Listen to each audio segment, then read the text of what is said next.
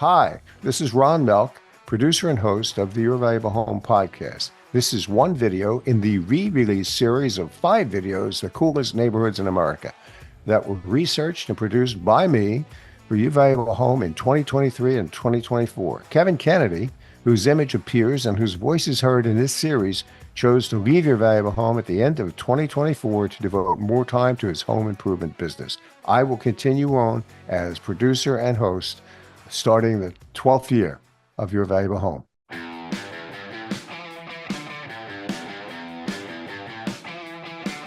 It's time for Your Valuable Home.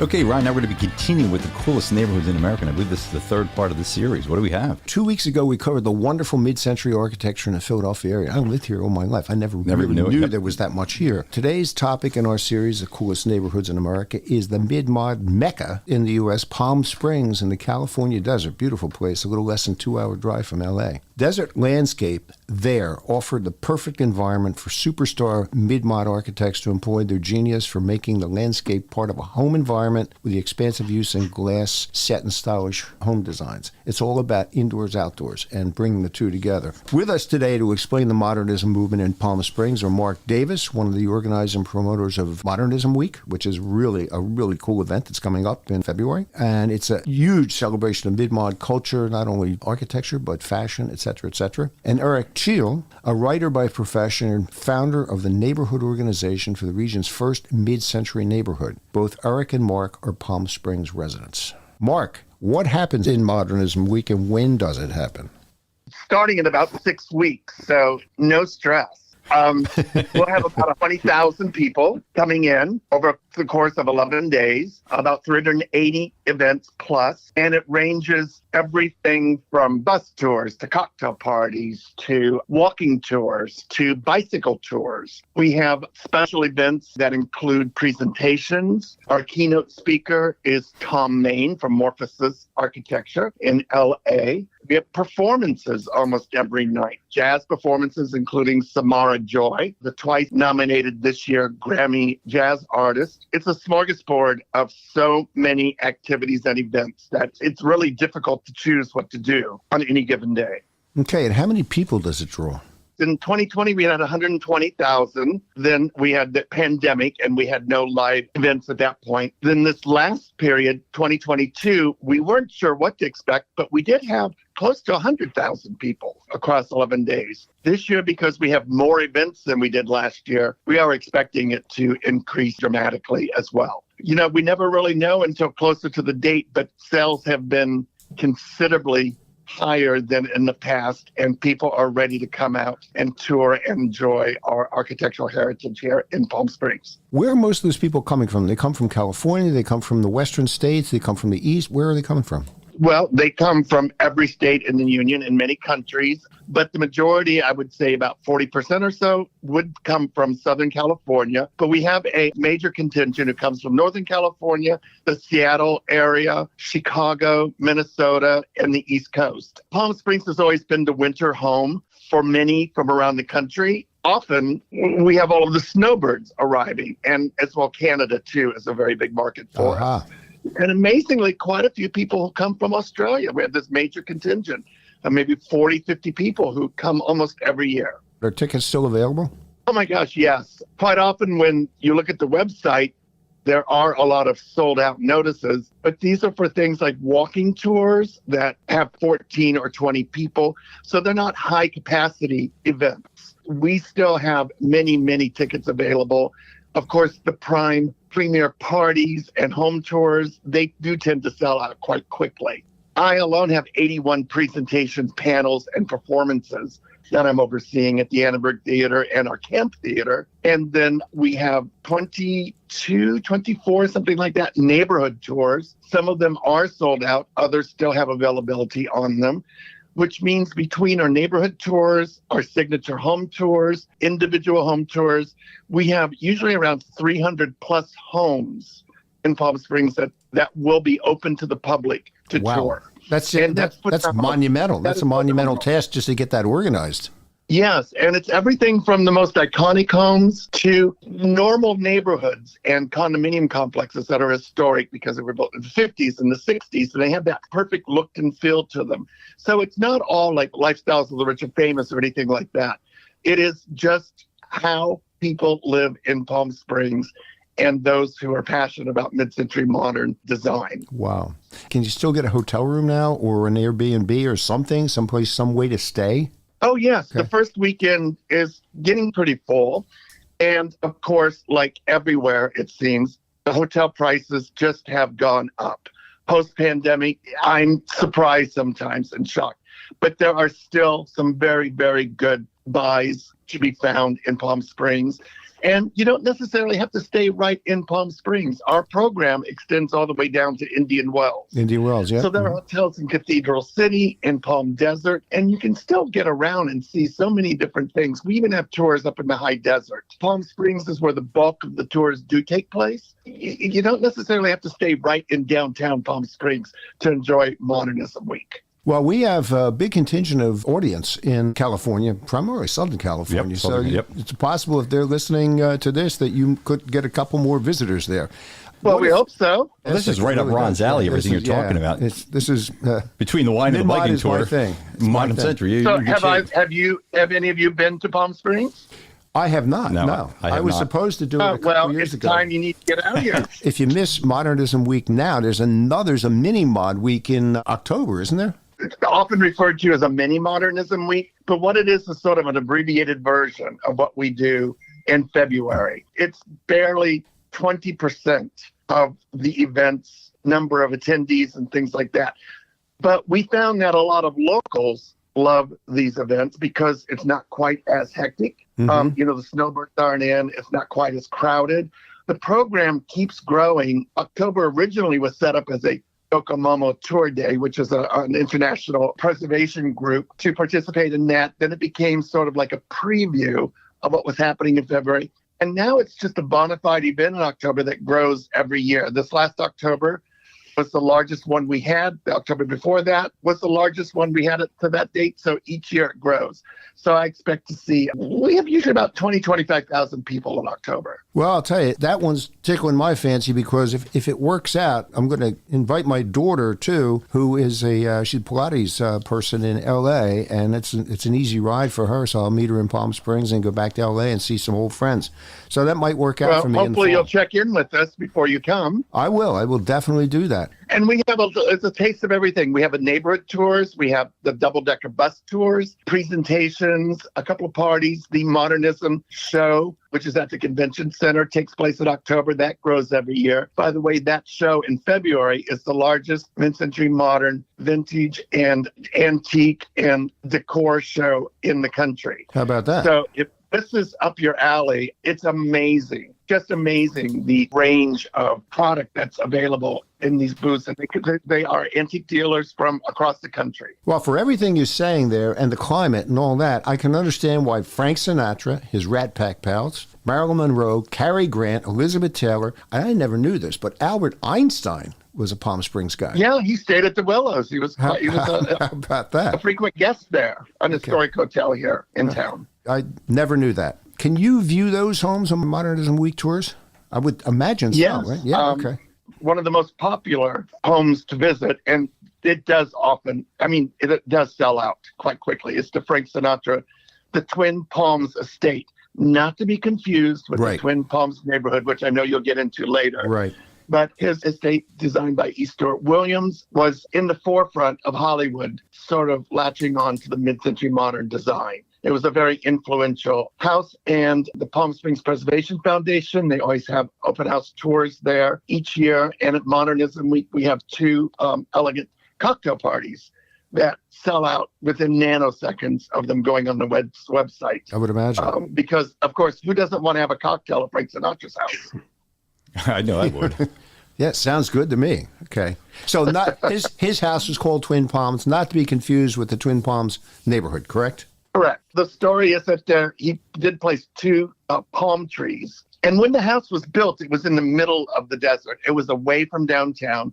There were not other structures around it. He had a landing strip adjacent to it, so he could easily fly in and fly out. You need one of those. But two palm trees sort of, marked where his home was. If he flew his flag, then he would be home, come over for cocktails. What are the most noteworthy mid-mod neighborhoods, in addition to, I know we're going to be focused on Twin Palms for a lot of good reasons, but what are some of the most noteworthy? Twin Palms, it's a delight to walk around Twin Palms. So many of the houses there have been restored. They're as though they were original. It's a beautiful streetscape. My other favorite is Vista Las Palmas, which is a development that was started in the 50s, 60s, adjacent to Old Las Palmas, which was a very historic area of town. And there they were larger custom homes, and I think we'll probably get into that with the Alexanders and such later on. Just on beautiful lot with the mountains directly behind the neighborhood, you really could squint and believe that you're back in the 1950s and 60s and 70s. And then some of the condominium lifestyle complexes, such as Canyon View Estates, which is where, if you did see the film Don't Worry, Darling, was filmed there. That literally is a step back into time. And all they had to do was put people in period costumes and a few period cars out front, and you did step back to the 1960s. And these were the first lifestyle communities that had large green belts. Maybe there were golf courses nearby. There were condominiums, not freestanding homes. And, people could arrive for the season, open up their home, stay the season and lock it up and leave to go back to wherever they spent the rest of the year at. Palm Springs is in the Coachella Valley, isn't it? Oh, yes, the Coachella Valley, which extends all the way from Palm Springs down to the town of Coachella to the Salton Sea. Many towns make up Coachella Valley. And often when the word is, I'm going to like the Indian Wells tournament in Palm Springs is always the name of the town that's used for the entire valley. But each city is very distinct, and Modernism Week has capitalized on that because each of the towns have their sort of individual style when it comes to mid-century modern architecture. Places like Indian Wells, which have some of the country clubs that were first built behind gates. Palm Desert, which has some very large, elegant condominium communities that were built in the 60s. Places like that. So we have really extended the brand out of Palm Springs and beyond. I'm a tennis guy, and there's a big tennis tournament. It's like a warm-up tournament out there every year, right? Yeah, it's great. It's a beautiful facility, one of the most beautiful.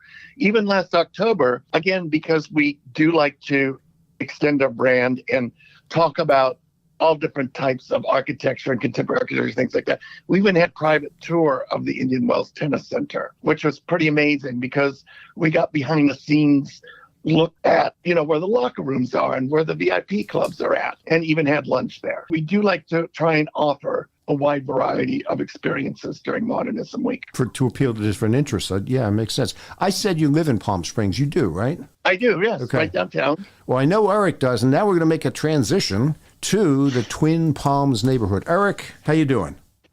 I'm doing just fine. How are you guys? All right, let's zoom in on Twin Palms, which is your neighborhood. How long have you lived in Palm Springs, and how long have you lived in Twin Palms? I am what you would call a 5514 resident. Going back for 60, 70 years, people would first discover Palm Springs and they would stay in a hotel and just visit it. Then they would buy a small condo. And as they became increasingly infatuated, they would buy a permanent home. And so for me, I was a visitor to the town for 5 years. I bought my small condo and lived in that for 5 years. And I'm now a 14-year resident of Twin Palms. Give us a little bit of the background. What's the backstory in Twin Palms, the history? Twin Palms really began with the Alexander Construction Company. There was a gentleman named George Alexander who was a tax accountant in Los Angeles, and he had as his clients a lot of land developers, and he could see by doing their taxes how profitable residential construction could be, and this attracted him, and so he sought out opportunities to invest in construction. For several years, he made a lot of money on those investments and eventually phased out accountancy and got into land development. By the late 1940s, his son, Robert Alexander, graduated from the University of Southern California and went into business with his dad. But there was a generational difference between the two. George Alexander built quality homes and built some tracts, but his son felt that you could give people, that there was a market for economical tract homes with the look of a custom home, and that it can be done in a more modernist, more contemporary style. So his father, who was a little skeptical about this, gave Robert 10 house sites, and Robert got together with a friend of his from USC who was an architecture student at that time named Bill Kreisel. Mm-hmm. And Bill Kreisel's ideas about modernism, about form following function, about lack of overt ornamentation, about the practicality of building for the environments, melded very well with Robert's beliefs about what could be done even in a tract home. So they started by building 10 homes in the San Fernando Valley as a test. And they sold out instantly, to the point where the father, George Alexander, gave Kreisel and Robert, his son, an entire tract to build out to accommodate all of the GIs coming back from World War II and setting up their families. That became the neighborhood of Corbin Palms, which still exists as a neighborhood of 320 or so homes in Woodland Hills. In a way, that is a sort of a cousin to Twin Palms, because just about the time that they were working on Corbin Palms, George Alexander was advised by his physician to move to the desert where the climate would be better for his health. And he was getting to the age where he was thinking about slowing down anyway. So they moved the company lock, stock, and barrel to Palm Springs. And their first construction here was a complex called the Ocotillo Lodge. The Ocotillo Lodge is a lodge of 110 rooms. About half of them are in the main building, and those are smaller, more hotel-like rooms. And then immediately behind the lodge, same complex, there's about 50 bungalows. They're attached in quadrants of four attached bungalows.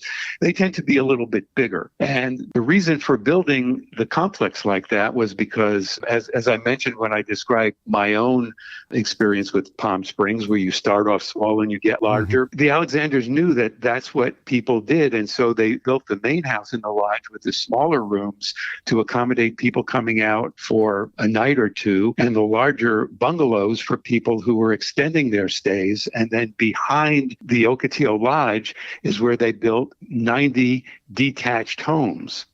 And so you could progress from a short stay to long stay to a more permanent stay and still stay within the Alexanders universe. Smart plan. So Smart. It was. They were very smart business. They did a lot of things that were very wise in terms of their business. And that's one of the reasons Bill Kreisel worked so well with them. Bill Kreisel was not only a licensed architect, but he was a licensed landscape architect, because he believed that what he was doing was not just building structures, but building entire living environments. And in order to do that, you needed to have a certain amount of control over the outside as well. And so he became a licensed landscape architect, and he learned the language of construction. He learned the language of developing. And so he understood what developers needed, and he could accommodate them with his designs too. And I think it was the unique combination of the Alexanders that gave free rein to Bill Kreisel, because Bill Kreisel was so well versed and so sensitive to their needs. And it made for a really one-of-a-kind association between builder and architect. And the first major flower of that was the Twin Palms neighborhood. And that's the way it works, isn't it? I mean, with architects who become famous, there's got to be a godfather, in essence, somebody who pulls it through, pulls it along and makes it and popularizes it. Yeah, always. I mean, Kreisel could have been just Bill Kreisel, but he met Alexanders, and the rest is history. Kreisel was very proud of saying that he has his way. And the reason that he loved, in fact, we promote a quote from Bill Kreisel where he says, "I love Twin Palms because it was built my way." And he was very fortunate to have linked up with the Alexanders, who gave him his way. As I understand it, didn't he do the designs for 40,000 houses in his time? Yeah, mostly in Southern California. He did a lot of work in San Diego. He did some work in Los Angeles area as well. He also did some work out of state, but almost all of his work is here in Southern California. He did about 40,000 in total, and of that, about 1,400 or so are in Palm Springs. And of that 1,400, there's about 200 residential units in Twin Palms that he's responsible for. Yeah, and that includes 110 units in the Ocotillo Lodge and then 90 detached homes behind the lodge. His designs weren't that big. They weren't like 4,000 square feet. They were built for middle-class people who could afford them, number one. And a couple basic designs and made his homes in Twin Palms look different. How did he exactly accomplish that? If we're talking specifically, he moderated his style and size and amenities as he progressed as an architect and as he built in other areas. But if we're speaking about Twin Palms specifically, then we're talking about those 90 homes that all have perfectly square footprints. They're built on 40-foot by 40-foot slabs, so they're all squares. So they're all 1,600 square feet in their original construction. From the outside, from the street, you get no sense, even from the inside, you get no sense of their squareness. And from the outside, they look much more expansive than they are, because every one of these homes, the 40 by 40 residential portion is attached to a breezeway that's 15 or 20 feet in width. And then that breezeway connects on the other side with a little utility area and then the carports. There were no garages here originally. Every one of the homes had a carport. And so when you look at the entire structure, you're looking at a structure that's 80 feet in width. And so you don't get a sense of the squareness of the residential portion. And then on the inside, there was only one floor plan. There were only minor variations. There was really only one floor plan from all 90. But from the outside, every one of the homes had a different look. He achieved a custom design in the tract homes. He had 4 basic roof lines plus a couple of small variations, and those were the major structural changes. The homes themselves, the basic home had an entry in the center of the front. Then he would take that home, and on the next lot, he would turn it 90 degrees clockwise. And then on the next lot, he would turn it 90 degrees counterclockwise. So he would alternate the street facings of the homes and then place different roofs on them. And so you got many different looks from essentially the same home. Because he was a landscape architect, he also landscaped each of the plots to look different from the others. And then he used different finishing treatments on the exterior of the home. Some of them are stone, some of them have tectum panels, those very high durability, highly textured panels. And he could swap out colors and swap out materials, and all kept it very inexpensive and very uniform, but looked from the street. Every one of the homes looked different from every one of the other homes. Very innovative way to avoid a cookie cutter look.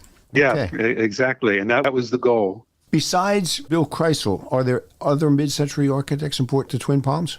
Kreisel is the most important because he set the tone for the neighborhood. There's another architect, one with the second greatest number of units, named Hugh Capter. Hugh Capter designed Fire Station number 4 for the city, which happens to be in our neighborhood.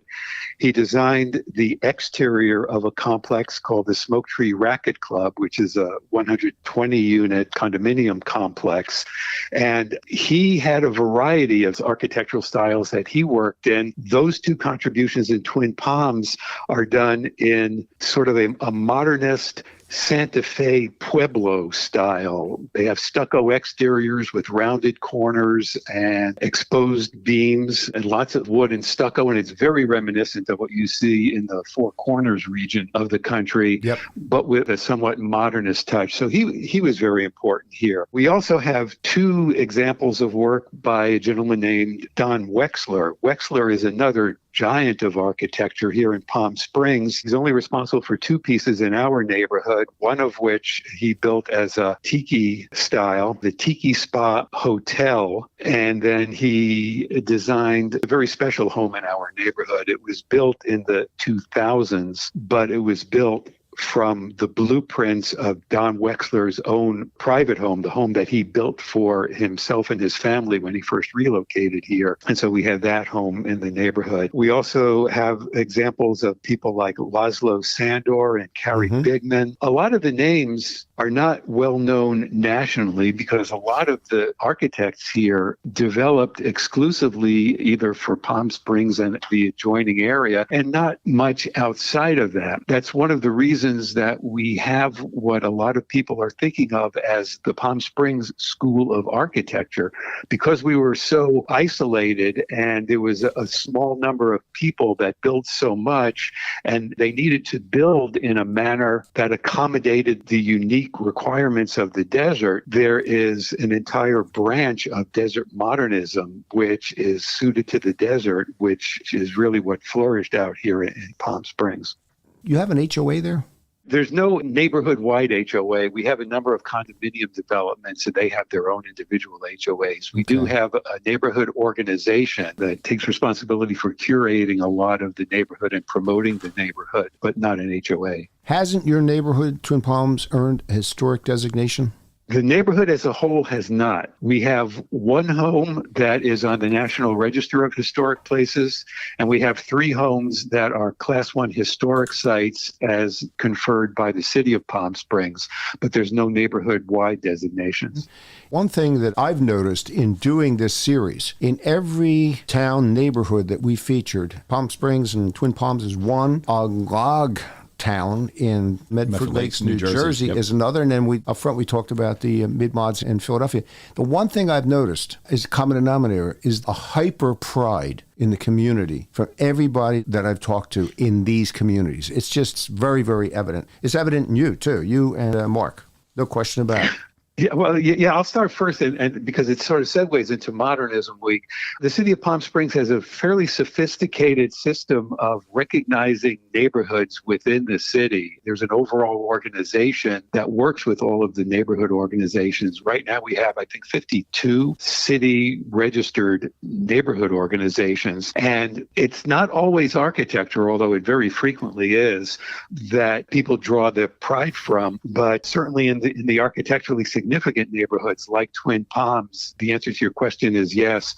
People really rally around the architecture that they've inherited and that they curate, and that is the reason that Modernism Week, as popular, as successful as it is, because of the love and appreciation for the architectural heritage the city has. I have to say, though, originally, Mark here again, that it was a hard-fought battle in the earlier years of Modernism Week, engendered this appreciation for the heritage that we had. It just was not recognized either by the city or by many of the residents. However, things like Modernism Week, one of the reasons why we also have a very robust neighborhood organizations and neighborhood community feel is that we started with the neighborhood tours at Racquet Club Estates 12, 14 years ago. We had one, then we had 2.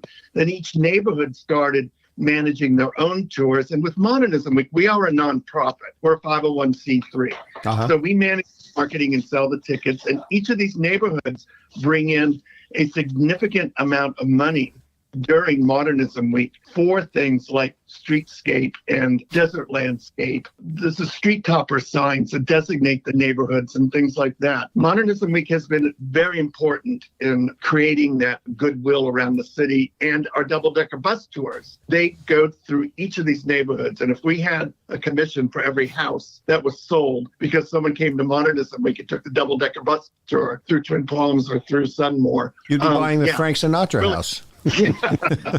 Twin Palms today, is it mostly second homes or primary residences? These days, it's a real mixture, and it's trending towards primary residences.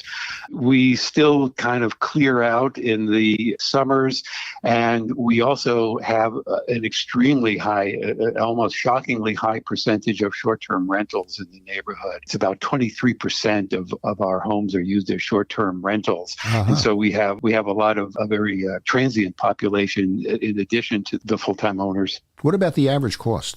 These days, for the detached homes and the larger condos, probably start at maybe $600,000, $700,000, $800,000, and a faithfully restored Kreisel, they've been going for like 1.1, 1.2 million. I can understand that. If homes have been replaced there, are there other than Kreisel designed homes there? Are there replicas of that or what? There's nothing that I would call a replica Kreisel, not in our neighborhood. There are other mid-century architects that have made some contributions here in mid-century motifs, but not necessarily to copy Kreisel. The neighborhood is essentially built out now, and about half of the residences here, I would say, are not in a mid-century style. There's a lot of Spanish and there's a lot of contemporary and others, but the core of the neighborhood is still the Kreisel Alexander mid-centuries.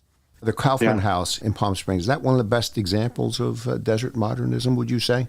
It's hard to rank them, but that certainly is right up there. It's an extraordinary home. It was a good example of modernist design because it's built right where the land starts to elevate a little bit, so it's a little higher than the surrounding areas, and it's built on the near north end, which makes for a little bit more wind, but it was built in such a way so that the structure itself blocks the wind. It has floor-to-ceiling, wall-to-wall glass, but it's built in such a way that the intense sunlight is blocked by louvers. It's a brilliant design and a beautiful design. So yeah, it is really one of the most important homes in the country. Yeah. Kaufman's also built Frank Lloyd Wright Fallingwater. There is that history with it. And when that home was restored and reopened, the owners put $4 million into it, took off 3,000 square feet of additions and brought it back to its original state. When that happened, it really jump-started the world's attention to Palm Springs and mid-century modern architecture here. Okay. What Kreisel and the Alexanders did in your area, in the California desert, has been compared to what William Levitt did in our area with Levittowns that he built in Long Island, Bucks County, Philadelphia, and in nearby New Jersey. Do you agree? Would you make that comparison? Certainly from a business perspective, what they were doing in both locations were very successful. They were quick builds and they were economical tract homes. I think the really big difference is that Kreisel really went out of his way to design entire living environments that had a distinct sense of place and a custom look. And he did that with all the ways I described before, with switching out the front elevations and the roof lines and the landscaping. And it really sets him apart. He was not a fan of most tract homes because they sacrificed individuality for economy. And economy was certainly important at that time in the nation's history when we needed so much housing so quickly to accommodate the returning from World War II. But he had the luxury here, because this was a second home market, to do things a little bit differently.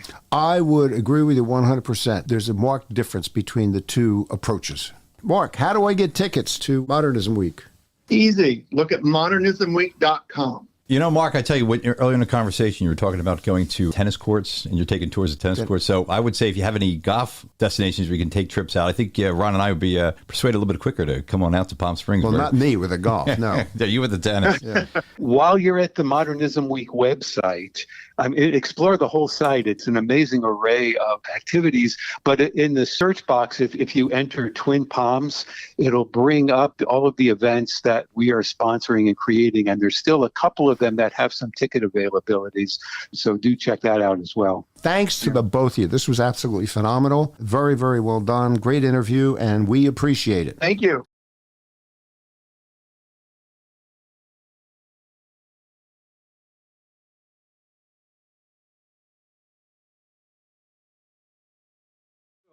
This morning, we recognize the unique contributions of William Kreisel.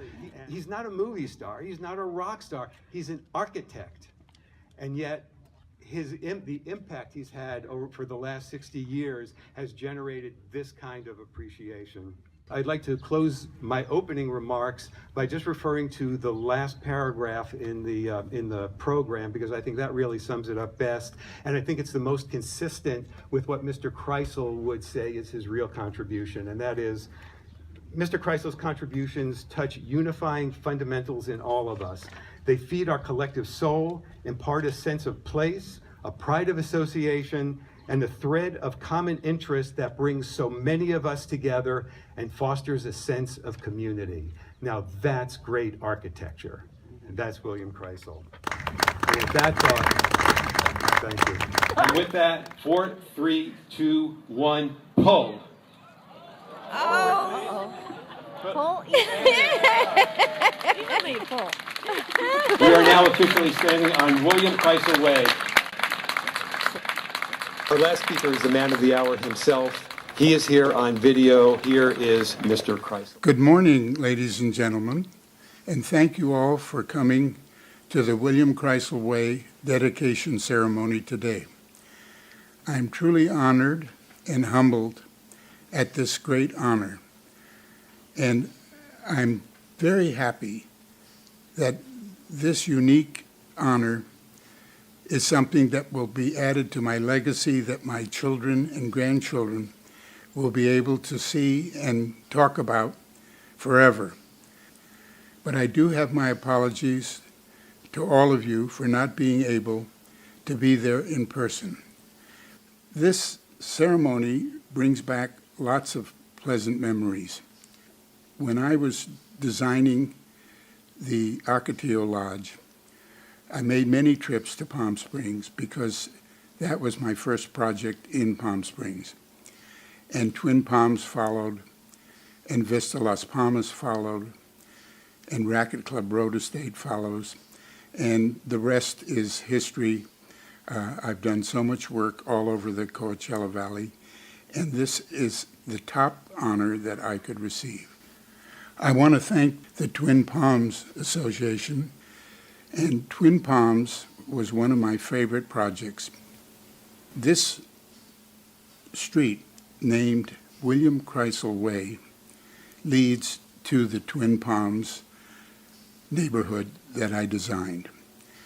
And I'm just delighted that the street name is William Kreisel Way and not William Kreisel Avenue or road or street, because I do have a way, and everyone who has been affiliated with me over the years knows that when it comes to modernism, it has to be my way.